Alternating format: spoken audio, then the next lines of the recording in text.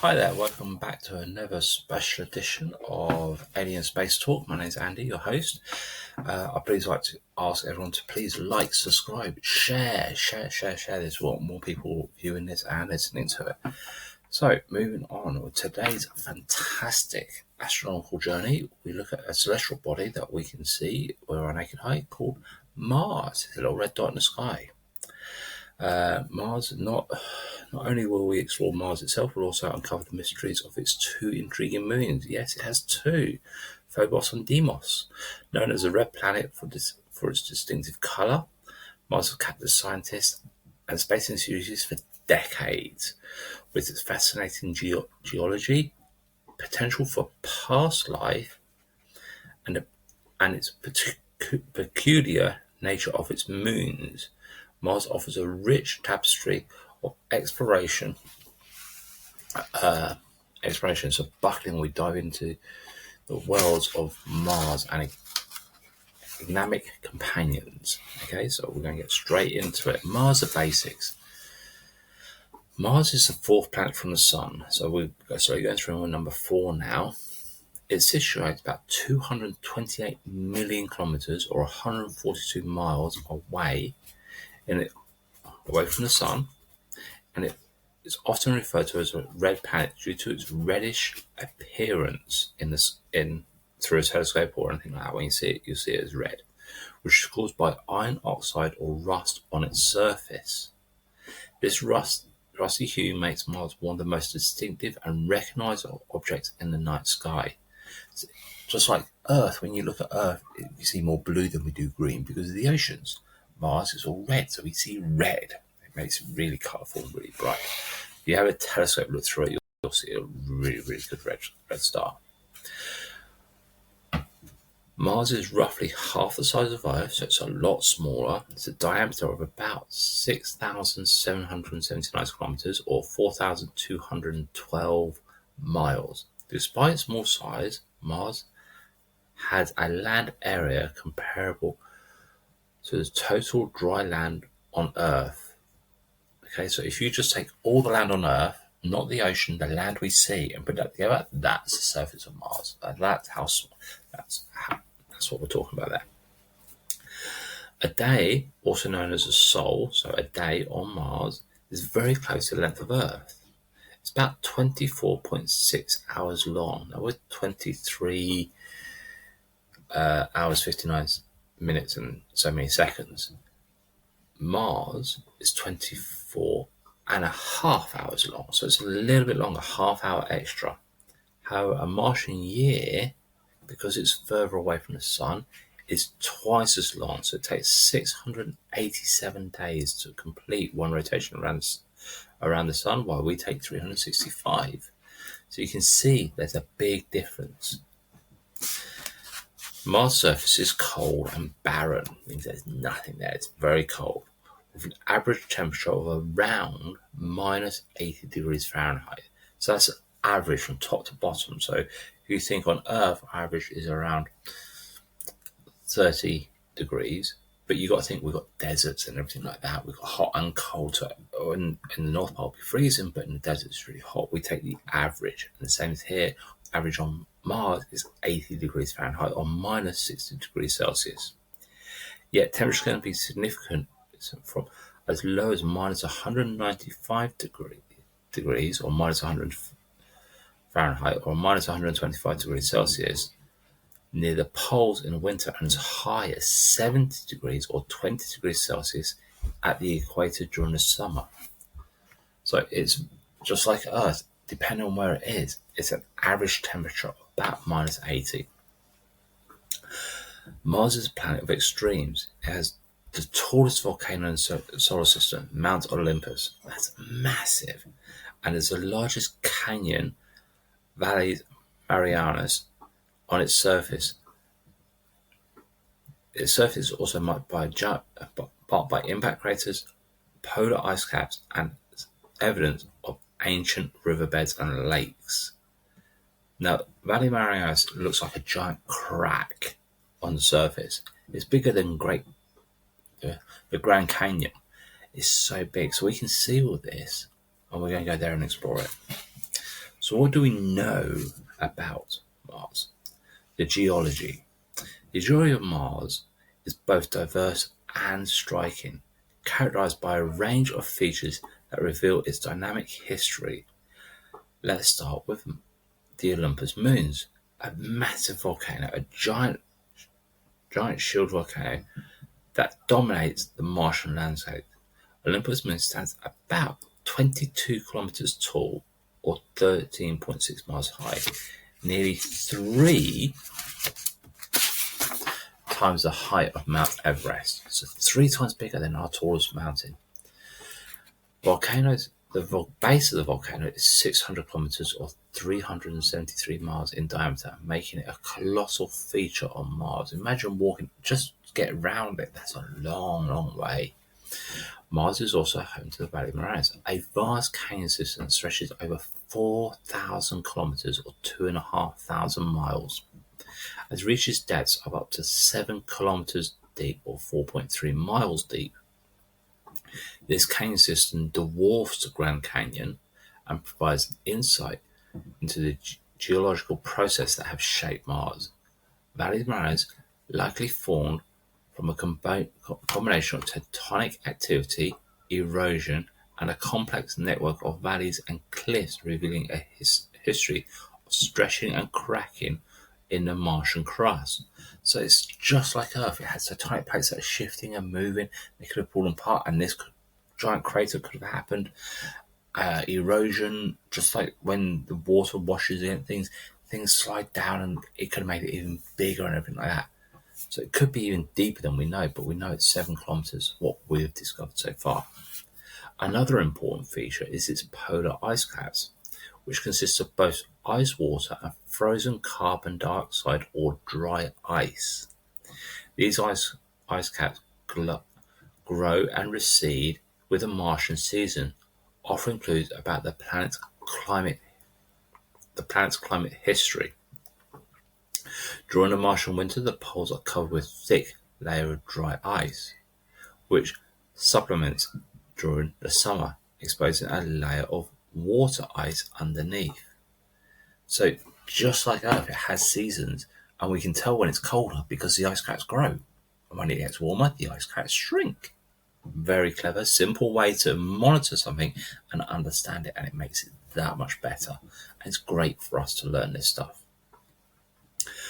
The Mars surface is also dotted with impact craters from collisions from asteroids and comets. One of the largest craters on Mars is Helios Planitia, a massive impact basin located in the southern hemisphere. Helios Basin is about 2,300 kilometers or 1,400 miles in diameter and 7 kilometers or 4.3 miles deep, making it one of the most prominent features on the planet.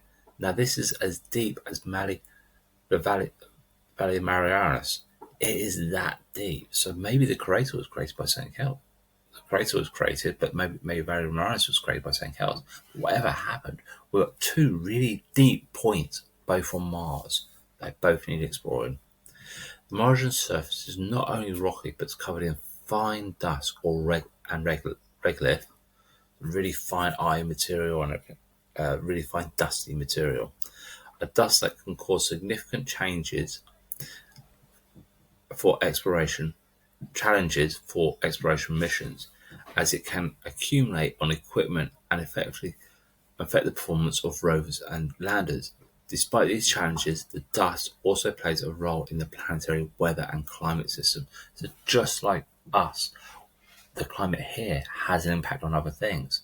We have a dust storm over solar panels. The solar panels get covered in dust. They don't work as efficiently, just like the rovers on Mars. So when we go to Mars, we have to think, right, how we're going to get the wind blowing this dust, this regolith up and all over us. How do we stay clean, and how do we make sure we don't impact the climate of Mars? We need it to work with us, not against us.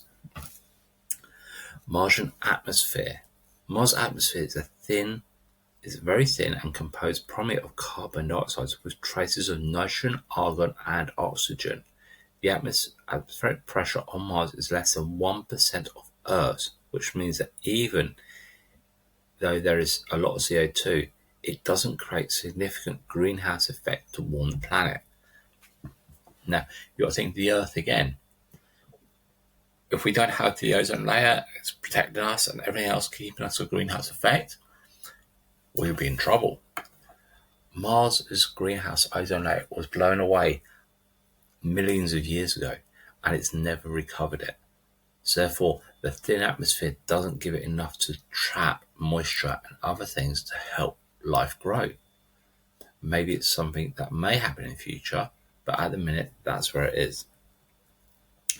Because of the thin atmosphere, this contributes to Mars' extreme temperatures and weather conditions. Because there is a very little atmospheric insulation, temperatures on Mars fluctuate dramatically between day and night. During the day, temperatures can reach a mild 70 degrees Fahrenheit or 20 degrees C at the equator, but at night it plummets to a minus 100 degrees Fahrenheit or minus 73 degrees.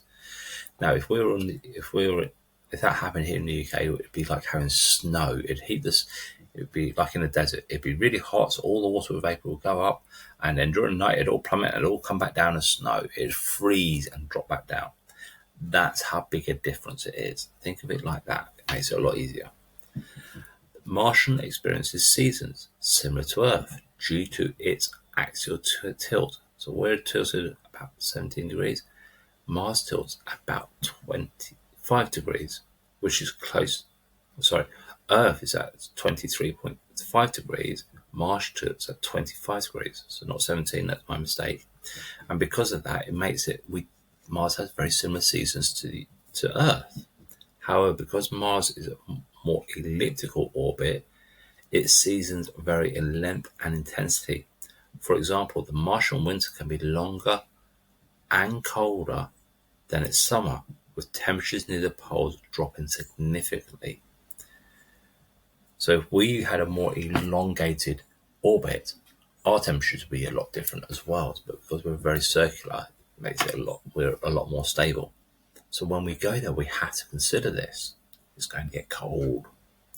One of the most interesting weather phenomena on Mars is its dust storms. These storms can range from small, localized events to planet-wide phenomena that last months. Global dust storms can cover the entire planet, blocking sunlight and causing temperature fluctuations. Despite the challenges they pose, these storms provide valuable information about Mars' atmospheric and dynamic climates. So if you think of a desert having a dust storm, it blows all the dust up and everything goes all over it. But imagine that all over the planet and blocking out all the light. And it'd be dark and cold and windy. Oh, not good. So we have to be aware of these things when we go there. How would you help us survive in something like that? Think about it. Email me. Use the comments to tell me your responses. Mars also has frosts and clouds, primarily composed of water ice crystals and carbon dioxide. Frost can form on the Martian surface, especially during the colder nights, and clouds can appear in form a thin, wispy formation or thicker, more substantial clouds. So just like Earth, it can create clouds, but because there isn't enough water, they're only in the poles, it's got to melt that water first for it to evaporate into the atmosphere to create clouds. So if we made it more sustainable, there'd be a lot more clouds. But because there isn't at the minute, there are only a few little clouds that form, and they can be very thin or very thick, but they're very short-lived. Okay. Moving on, we're going to look at something a little bit different now. We've looked at the surface of Mars. We know what we know about that. What do we know about its moons? Phobos and Deimos. One of the most intriguing aspects of Mars is its two small moons, Phobos and Deimos. These moons are quite different from Earth's moons and each other, providing a unique insight to the history and formation of Mars. So they have a difference there. So let's start off with Phobos. The larger and closer of the two moons. Phobos is about 22 kilometers or 14 miles in diameter and orbits the Mars on an average of about 6,000 kilometers away from the surface, or 3,700 miles. This approximately means Phobos completes an orbit around Mars in just 7 hours and 39 minutes, making it the fastest orbiting moon in the solar system. Now, isn't that cool? It orbits so far. It's the fastest moon. Phobos is also irregularly shaped and has a heavily cratered surface with large craters. Stickily, spanning around 9 kilometers or 5.6 kilometers in diameter, Stickily is so large that almost bisects Phobos.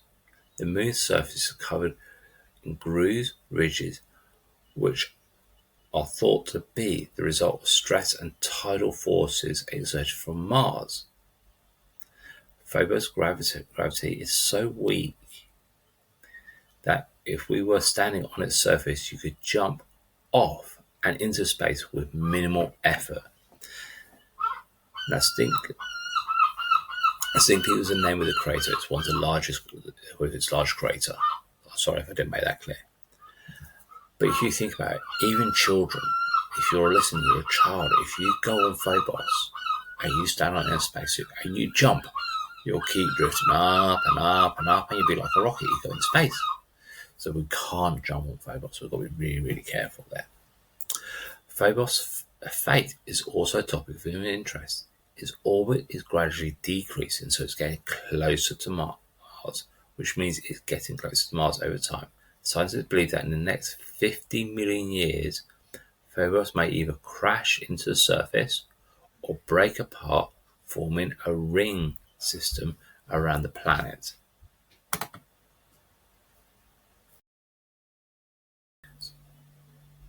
So could you imagine Mars with rings just like Saturn around it?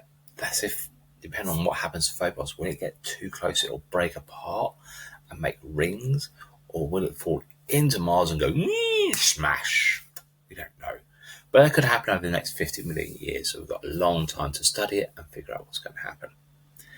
Moving on, now it's the turn of Deimos. It's the smaller and more distant moon. Deimos has a diameter of about 12 kilometers or 7.5 miles, really small, and it orbits Mars on the average distance of 20,000 kilometers or 12,400 miles. And Deimos takes about 30 hours to complete a rotation, which means it moves slower across the Martian sky than Phobos. So you think Phobos is so close, it's whipping around really fast. Deimos is going so slow, it's going slower than our moon. So if our moon goes around once every 24 hours, Deimos goes even slower. It takes 30 hours, 30.3 hours. So it takes a really long time. So it's a lot further away, smaller, and takes longer. Deimos is also an irregular in shape. It has a smooth surface compared to Phobos, with fewer craters. The surface of Deimos is covered in a thick layer of dust and rubble known as regolith. This dust gives Deimos a more rounded appearance and may be a result of long-term bombardment by meteorites. So what I'm saying is it constantly got bombarded and its gravity kept it close. And it's like a dust cloud around it. The regolith is still there and it hasn't settled back onto its moon yet. So what's keeping it up in the air? That's an interesting thing we have to figure out. The origins of Phobos and Deimos is still debated among scientists. We don't know where they come from. One hypothesis suggests that they were captured asteroids, while another post that they could be the remnants of a larger body that broke apart because of their irregular shapes. The same could have broken apart in the atmosphere in orbit of Mars, keeping there. Their irregular shape and surface suggest that they have undergone significant impacts and collisions in their history. Now that means they could have collided with each other, they could have collided with other things. We don't know. But they have had lots of meteorite crashes, lots of asteroid crashes into them, but we don't know fully where they came from. Could they be remnants from when that giant crack on the surface? Could something have struck Mars and this is all the dust and everything combined into, just like our moon, combined into a moon and then stuck there? Or was it something else? We don't know, and we need to study them to find out. Maybe you can help us do that. Going on, the future of Mars. The exploration of Mars has been a major focus for space agencies around the world, driven by the quest to understand the planet's geology, climate, and potential for past, out, or present life. Mars's mission has provided valuable insight and continue to push the boundaries of space exploration. So, because Mars is there and we're learning stuff, it's helping us learn more, and we've got to develop and innovate new scientific processes to study it and transmit that data back so we can understand it. The first successful mission to Mars was Mariana 4. It was launched by NASA in 1964. It's the first spacecraft to return close-up images of the Martian surface, revealing a barren, cratered landscape. The mission marked the beginning of a new era of Mars exploration. So you got to think Mariana 4. That means there's 3 other attempts that failed, but we got it right the first time. We don't give up. Since then, numerous missions have followed, including orbiters, landers, and rovers. One of the most significant missions was Viking 1, which landed on Mars in 1976. Viking 1 provided the first detailed images of the Martian surface and conducted experiments to search for signs of life. So back in 1976, that's over 50 years ago, we were looking at then, and we're still looking today. In recent years, NASA's Curiosity rover has been exploring the surface of Mars since 2012. Curiosity has discovered evidence of ancient riverbeds, analyzed Martian soil and rocks, found complex organic molecules, hinting at the possibility of past life, not present, past. The rover's discoveries have significantly advanced our understanding of Mars's potential to support life. So it's helping us understand it better. Another key mission is Perseverance, which landed on Mars in February 2021, just before Curiosity. Perseverance explored the Jezero crater, a site believed to once host a lake and the river Delta. The rover is searching for signs of ancient microbial life and collecting samples for the future to return to Earth. Perseverance also carries the Ingenuity helicopter, which has conducted its first power flight on another planet, demonstrating the potential for aerial exploration of Mars. Now, unfortunately, that helicopter has now since retired. It can't do any more. The blades are too damaged and it can't fly anymore, unfortunately. However, it did fly a lot more than people expected to and lasted a lot longer. So we got a lot of data from it, and it's really, really good. Looking to the future, NASA and other space agencies are planning ambitious missions to return to Mars. Mars sample return mission being one of them. So we're going to get samples and send them back. We're trying to bring soils and rock samples back to Earth for detailed analysis. This mission will provide unprecedented insight into Martian environment and its potential to support life. Now, one of the key things to support life on Earth is our soil. If the soil hasn't got the right bacteria or hasn't got the right materials in, nothing will grow on it. So what is in that soil? So by bringing the soil back, we can find out. So this is a really big mission coming up. In addition to robotic exploration, which we've done so far, there are long-term plans for human missions to Mars. NASA's Artemis program, which aims to return humans to the moon, is seen as a stepping stone towards sending astronauts to Mars. The challenge of such a mission are immense, including the need for life support systems, radiation protection, and sustainable habitats. However, the prospect of human exploration of Mars is an exciting frontier that could revolutionize our understanding of the red planet. So we are going back. NASA is working towards it. SpaceX is working towards it. I dare say China is working towards it. I don't know what their missions are called. I apologize.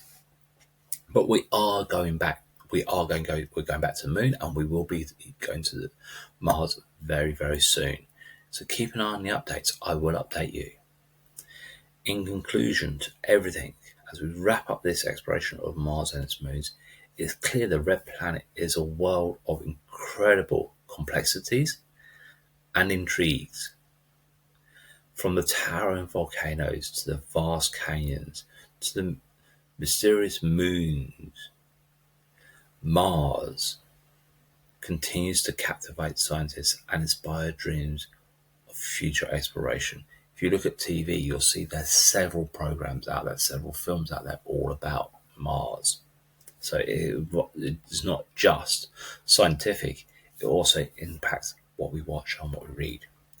Understanding Mars' geology, climate, and potential for life helps us not only explore our neighbouring planet, but also helps us gain insight into broader processes that shape the planetary bodies across our solar system.